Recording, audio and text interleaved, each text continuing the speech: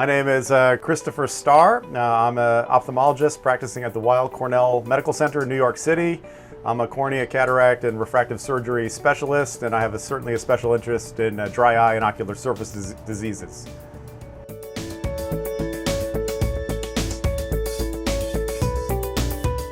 Identifying ocular surface disease and managing it appropriately prior to doing any form of refractive surgery, whether it's laser vision correction or cataract surgery or any other surgery where patients have high expectations for vision afterwards. And so it is very important, and it's not as difficult or as time-consuming as it might seem to practitioners. It can be done fairly quickly and easily, adopting some simple point-of-care objective tests in the office like osmolarity and MMP9, in addition to a questionnaire that is designed for identifying symptoms in ocular surface patients and identifying what we call visually significant ocular surface disease prior to surgery. And then a quick examination. We called it the LLPP, look, lift, pull, and push.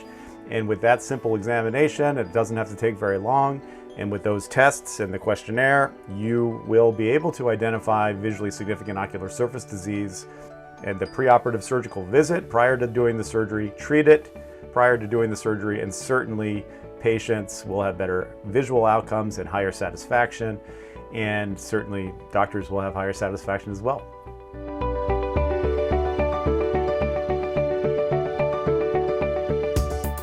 The short answer to that one is yes. This is a topic of much more frequent conversation in the office because patients, the symptoms of eye strain, ocular surface irritation, dryness, burning, stinging, headaches late in the day, all of these symptoms, which I would like to lump into what we call the computer vision syndrome. And it is the impact that these screens that we are on right now as we talk, and I've been on all day and will be on for the rest of the day, the impact that these screens and staring at these screens has on our eyes. One of the big contributors to the irritation and the symptoms that we get is when we're concentrating and staring at these computers, we tend to blink less. We don't blink as much. In fact, the blink rate can decrease up to 50% when you're staring at a computer. And if you're not blinking, you're not distributing healthy tears across the ocular surface, you're not re-wetting the ocular surface.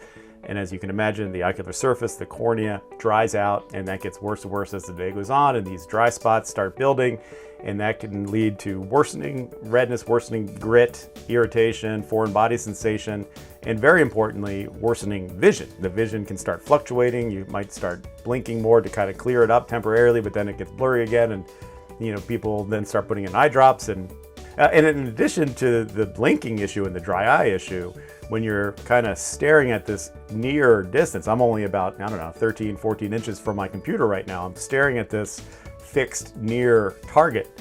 And over the course of a day, if you don't take breaks and you don't let your eye muscles relax, you're going to build up a lot of fatigue, especially in older patients like me, older people like me, where those eye muscles are just simply not as strong as they used to be when I was in my 20s or 30s. And they will fatigue much more easily. And as the day goes on, between the dryness from not blinking and the fatigue from staring at a near target all day, or the phones and computers, that leads to these later in the day, these symptoms of fatigue and the strain and the headaches and the dryness and the fluctuating vision, and all that is computer vision syndrome. So what do we do about it? Well, we always recommend to patients, and we're doing it more and more in this post-COVID world, telling people to follow what's called the 20-20-20, and I like to call it 420s, 20-20-20-20 rule.